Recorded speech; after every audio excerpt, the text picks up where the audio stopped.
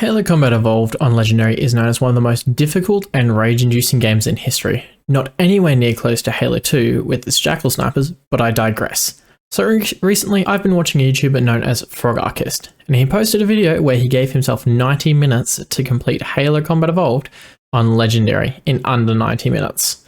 I watched that video and thought, damn, how hard can that really be? I can surely do it, and oh lord was I wrong. So, I instead got myself 120 minutes to complete Halo Combat Evolved on Legendary, because I'm not a masochist and don't hate myself. Frogarchist gave himself 1 month to practice the glitches, and he combined the time for his best runs on each mission to make up his final time. I'll be doing the same thing, but I only have 2 weeks before I return back to my job, so cue the rage-inducing gameplay, and let's get straight into this. We start on the Pillar of Autumn that has just been attacked by Covenant, and they aren't here to fuck around. I get woken up from my beauty sleep and I am pissed that someone woke me up. I run straight through a ton of Marines fighting for their lives and choose not to help because for some reason I start this game with no weapon.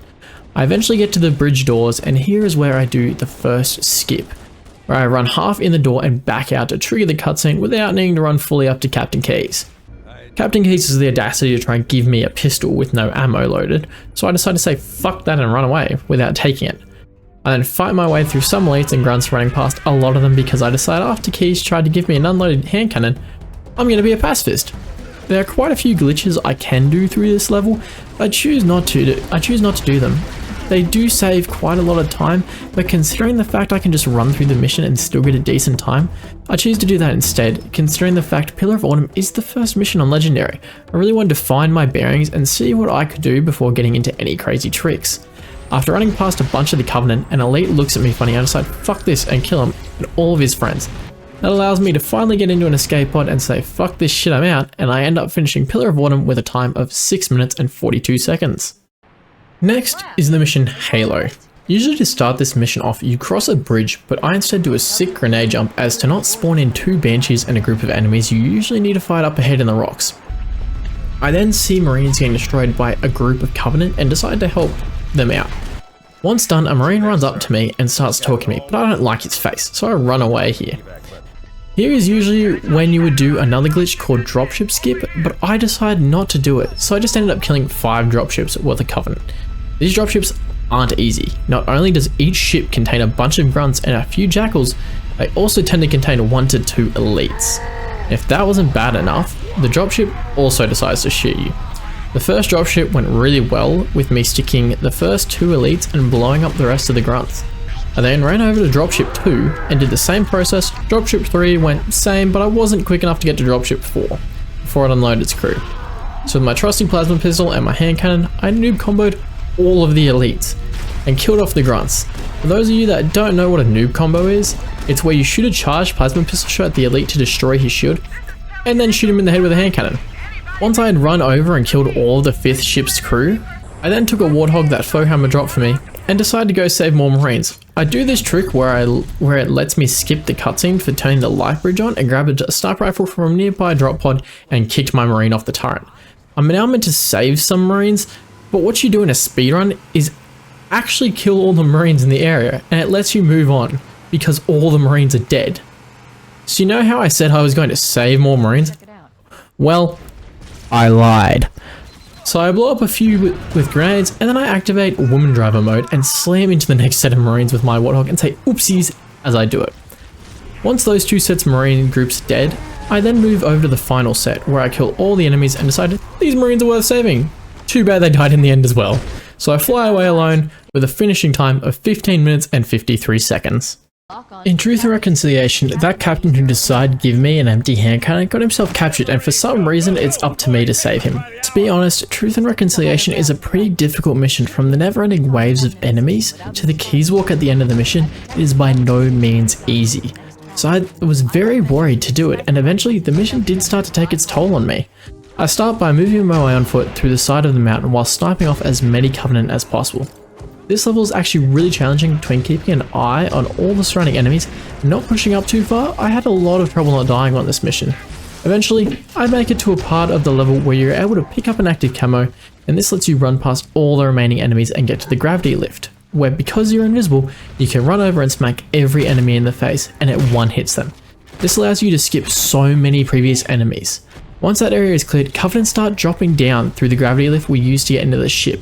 Usually what you would do here is perfectly timed grenade throws to blow up all the enemies as they land. But I decided that this would be a great time to be terrible at teaching enemies how to fly with grenades. On Legendary, you need to deal with 6 waves of enemies, each wave containing 1 elite, a few jackals, and a few grunts. And yet again, my marines proved that a rock would be better at defeating Covenant than them. Eventually, they decided to send in the big guns, which would be a pair of hunters.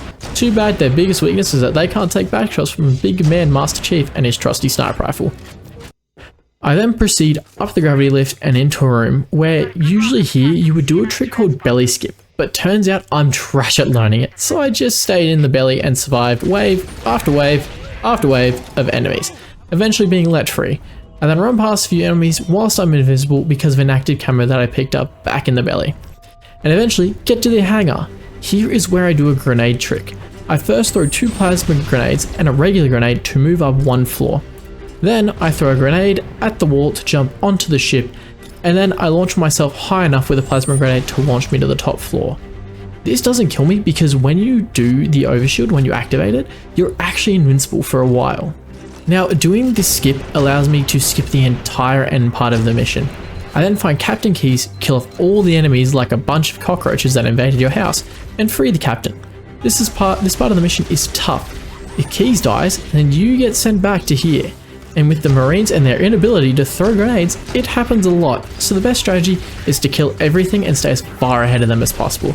Once making it back to the bridge, I then kill off the marines to skip some dialogue. Usually here you would need to fight your way back to the hangar, but because of the grenade jump that we did earlier, this breaks the triggers in the hangar, ending the mission there, instead of you needing to fight your way back to the bridge. And that is TAR complete in 1753. There definitely is a lot of areas I can improve on in this mission if I decide to try this challenge again. The Silent Cartographer is a really easy mission. You get dropped off on a beach and you instantly start the speedrunning tricks. I ditch the marines and run the complete opposite direction of the fight. This is because eventually I run into this warthog, I hop in it and drive to the Silent Cartographer. Usually you would need to run around the island to unlock the door that the Covenant close and lock. But because of this warthog, I can do a trick known as Warthog Fling. By lining it up correctly, I can throw myself through the door before it closes. I then walk out this door, shooting to skip a cutscene and go back inside to get a checkpoint. Once done, I walk over to this ledge and fall. I need to hit the geometry of the map correctly so I don't die from this fall. And I do that one more time and then go over and kill the elites. I then activate the Silent Cartographer. I then get to be a sick motherfucker and just watch this trick. Go ahead, Cortana. Have you found the control center? Negative, Captain. The Covenant have impeded our progress. We can't proceed unless we disable this installation's security system. What you just saw is called Stick Stack and allows me to skip all the floors. This is actually one of the hardest tricks in Halo Combat Evolved, so I was so excited when I actually finally learned how to do it. This trick allows me to get to the top of the building where I kill some pasty white elites trying to blind me with the light they're reflecting, but they don't know I'm wearing shades. I then run out and hop in the Pelican and fly away, finishing Silent Cartographer with a time of 5 minutes 30 seconds. Assault on the Control Room is hands down one of the easiest levels in all of Halo. For Assault on the Control Room, I'm instantly dropping into enemy fire. Thanks, Jamie. Once killing off those enemies and making it through the first room, I do this trick called Banshee Grab. I stand in a certain position and crouch at the right time, luring the Banshee over. I then run into the pillar of the door and walk sideways, causing the elite to eject himself from the Banshee, allowing me to steal it, like how your dad steals your seat just as you get up. And I fly to a door you would usually need to fight a lot of enemies to get to. This trick also despawns all of the enemies for the rest of the mission, because it breaks every trigger. I run through a ton of empty rooms, eventually getting to another Banshee and fly that over to a huge door, walk through a few more doors, and that brings me to the end of the level, giving me a finishing time of 6 minutes and 5 seconds. Next up is 343 Guilty Spark. Now usually when you get dropped off in this mission, you run straight, but instead we go left and do a grenade jump up this hill. This allows me to skip a bunch of fighting. I then run past all the enemies at the entrance of the facility and catch the lift down.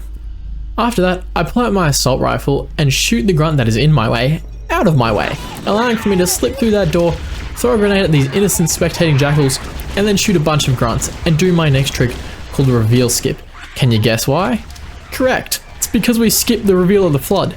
To do this trick, I need to grenade jump against a wall and land in the floor. Once I've done that, most people would do a crouch bump, which would knock you over onto an invisible floor, but I wasn't good at doing it.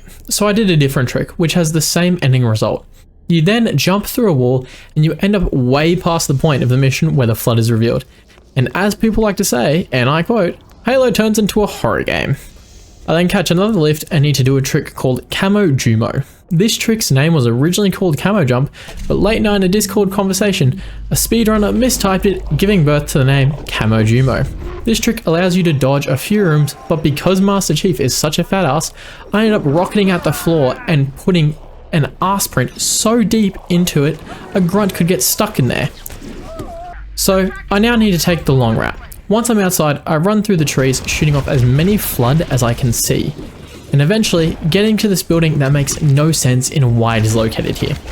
Now, for a long time, people didn't know how the ending of this level was decided until they found out it's based on when all the Sentinels die. So I decided to help the flood and try to kill the Sentinels. Once done, I teleported away with an orb that looks a lot like Wheatley from Portal 2, and end up with an ending time of 6 minutes and 9 seconds. The library is not an easy mission at all. It is actually one of the few missions I remember best from my childhood because of how much I hated it. But I'm a grown-ass man now, I can beat it with ease, right? Right? Wrong. I spent so much time doing this level that it felt like an eternity. Now what you've seen so far in this mission is me doing a grenade jump and going back and getting the monitor. This spawns no more enemies in the starting area. Eventually I get to a massive door that I need to wait for the monitor to open. Now is probably a good time to say some of the tricks I use in these missions are old, outdated tricks, but they are very beginner friendly, which is why I learnt them.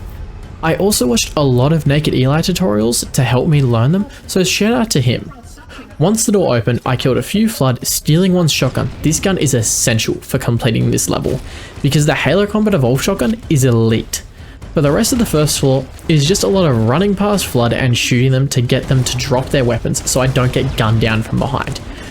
I keep running and eventually make it to the first lift out of 3, and I move on to the second floor. This floor is insane, and I'm not a fan of it. I lost some of my best runs to this floor because of how long it is and how many flood there are. You start off this floor by running down a corridor to a locked door where a bunch of fat flood are standing there eyeing you down, ready to make you their bitch. Well, I said not today and jumped up onto a little part of the wall where they can't get, and enjoyed watching them do the Harlem Shake until the monitor returned and let me through the door. Once through this door, I then proceed to jump around the inside of the map. This way is just a lot safer than going around the outside of the map. I eventually get to a locked door where I grenade jump through it. This keeps waiting for the monitor to return. So much of this mission is waiting for the monitor to return, and in my opinion, this is what makes this mission so boring. After grenade jumping through, it's another run and gun section, except some deranged maniac at Bungie decided to give a flood a rocket launcher. Whoever came up with that idea, I hate you with every essence of my existence. Eventually, I make it through to lift number 2. Floor number 3 is actually really easy. We get into another spot that makes the fat flood do the Harlem Shake, we jump around the inside of the ring, and then get to a room where we hide for 90 seconds. There is a trick called Carrier Bump here, but it has a very low success rate, so I didn't even bother. Eventually I ran to the end and hopped on the third lift. The fourth floor is really easy. It's mostly just a lot of running, and eventually you get to a door that you grenade jump through and you run as fast as you can over to the index. And that is the library done in 18 minutes and 16 seconds. Now, I don't want to talk about Two Betrayals because I still have nightmares about this mission. Pretty much the only thing of note is I need to do a trick called Bull, which stands for Banshee Out of Level. It pretty much allows me to fly through walls, but to finish Two Betrayals you need to hit every trigger in the correct order. Eventually, after doing Bull successfully, I then pushed a ghost through the broken door, drove past a ton of enemies, stole another Banshee, and ran to the last terminal. Now, some really skilled people can do Bull all the way up to the end of the mission, but I was really struggling with it, so I didn't even bother trying. I got up to where the broken door was and just went from there. Now, once I got to the last terminal, I then destroyed it with my shield and finished with a final time of 19 minutes and 3 seconds. There is definitely a lot of room for improvement on that level, especially with practice of Bull and getting through the final area to the final terminal, because those wraiths gave me hell. But let's move on to our next mission. Now Keys is a very easy level. Straight away we do this trick called a flood bump, which pretty much puts us right next to good old nutsack looking Keys. We punch his face in because we are still pissed about the half-loaded pistol, forgive but never forget, and we steal his chip. We then run past a lot of enemies trying not to get our asses kicked by every enemy that sees us, and eventually get to the hangar where we backsmack an elite and steal his Banshee, which gives us a time of 2 minutes and 47 seconds, the shortest level of the entire game. Last but certainly not least is the Maw. We start this mission on one of the side entrances of the Pillar of Autumn. Here we run past a few enemies and grenade a bunch that spawn in a corridor. It's important that when I move through this corridor, I pick up the shotgun that one of the Flood dropped. This is due to the fact that, like I said earlier, it is an elite weapon. After making my way through that corridor, I then need to keep fighting my way through enemies until I make it to the bridge. Here, I throw a plasma grenade at a Dark Elite and go in and shoot all of the grunts. Some of these grunts hold Furoid cannons. The Furoid cannon is a weapon that when the grunt holding it dies, the gun will explode a few seconds later. So I need to be very careful of it exploding and killing me once the room is clear. Cortana tells me to put her into the computer. Now the Master Chief doesn't listen to any thirsty women, and I decide to do a little time save trick where I back up slightly until my screen goes white whilst facing the entrance. This allows me to run out of the room quick enough to dodge most of the laser blasts from the Sentinels that drop down and attack you. Once I run out of the room, I need to fight my way back through a ton of Flood. The first room, the Flood run at you through a small doorway, so you grenade the shit out of them, finally being allowed to pass after they're all gone. I now continue to run until I make it to the corridor. Here is where my main goal is to pick up the rocket launcher on the left side of the corridor. This weapon is essential to completing the reactor room in a fast, timely manner. Now that I have the rocket launcher, my next goal is to make it to the reactor room. Here is where you must run up to the top floor. Usually if you had a regular frag grenade, you would do a grenade jump or a rocket grenade jump, but because I had only plasmas, I decided not to tempt fate. I ran my way up to the top floor, and here is where you need to destroy the reactors. Usually when playing this game casually, you would destroy them one at a time, but when you're doing speedrunners methods, you want to time your openings of the reactors perfectly so you can take 2 reactors out at the same time. Once 2 reactors are destroyed, you want to repeat this on the other side of the reactor room. Once this is done, I then need to make my way to a lift. I'd be lying if I didn't say that I died a few times at this lift. It's not an easy part of the mission. From the Fuel Rod Grunts to the Dark Elites, I was outnumbered and low on health, but eventually I got through. Once I got through, I took the lift to the Warthog Bay. Here, I hop in a Warthog and drive faster than the speed you run when your mother screams your full name. Now the Warthog Run may seem simple and easy, but it is far from it. Warthog Run isn't easy at all. In certain areas, Bungie has decided to place Fuel Rod Grunts that will shoot you if they even get sight of you. I didn't experience this issue thankfully. Eventually, we get to the gap in the autumn where we're meant to be picked up by Foehammer. Now, we don't stop here, because Foehammer dies here, and the Master Chief only has room for one thirsty woman in his life, and she is one blue, mean, curvy machine. I keep driving until I make it to this huge jump. Now there is only one acceptable way to make this jump, and it is to do the most badass 360 and land it. Now you may think I'm kidding, but this has been found to be the best way to get your Warthog down the jump without having it tumble over and kill you. Once I make the sick jump, I finally make it to the hangar. There is a way to launch yourself through the barrels, but I didn't do it. Instead, I walked around the side of the pathway where there was no fighting. I ran away over to the ship and finished the Maw with a final time of 12 minutes and 41 seconds. This mission easily could have been executed a lot better, but after completing the rest of the game, I was happy to accept this time. Now, I don't know if there are any geniuses here, but if I combine all these numbers, I end up with a final time of 1 hour, 50 minutes and 59 seconds, and that is less than 120 minutes. Now, if you liked this video, I highly recommend going and checking out Frogaka's channel. He live streams Halo speedruns and he is an amazing content creator, and I'll link him in the description. Now, with all of that being said, if you like the video, make sure to like and subscribe. This video took a while to make and it really helps out the channel a lot.